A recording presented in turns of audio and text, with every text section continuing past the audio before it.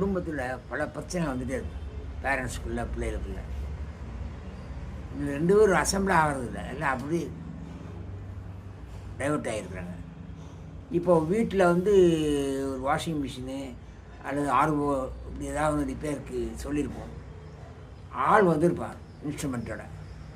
அவர் யாரும் கண்டுக்கிறதே இல்லை. இல்லை அவன் பார்த்துக்குருவான்னு, அண்ணன் பார்த்துக்குறான் தங்கச்சி, தங்கச்சி பார்த்துக்குறான் அண்ணன், தம்பி பார்த்துக்குறான் அம்மா, அம்மா பார்த்துக்குறான் தம்பி, அப்பா பார்த்துக்குறான் அம்மா, அம்மா பார்த்துக்குறான் அம்மான்ட்டு அப்படி அவங்க பாட்டுக்கு வேலையாக இருந்துருந்தாங்கன்னா அவர் வந்து இப்படி இப்படி பார்ப்பார், டேமேன்னு பார்ப்பார்.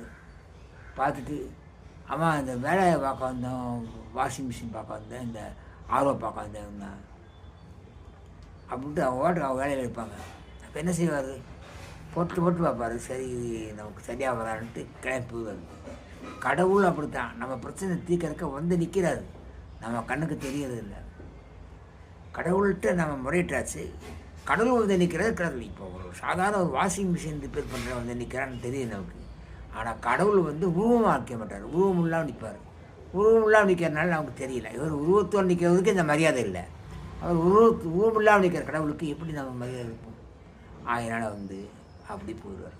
இப்படி பல பேர் வாழ்க்கையில் கடவுளை நாம் மிஸ் பண்ணுறக்கூடிய அனுபவங்கள் நிறைய ஏற்படுது. அதில் கடவுளை நாம் இழக்கிறோம், இழக்கக்கூடாது. முறையிட்டாச்சுன்னா அடுத்து எதிர்பார்த்துட்டே இருக்கணும். அவர் ஏதாவது ஒரு ரூபத்தில் வந்து நமக்கு பிரச்சனை தீர்ப்பார். லைக் பண்ணுங்கள், சப்ஸ்கிரைப் பண்ணுங்கள், ஷேர் பண்ணுங்கள்.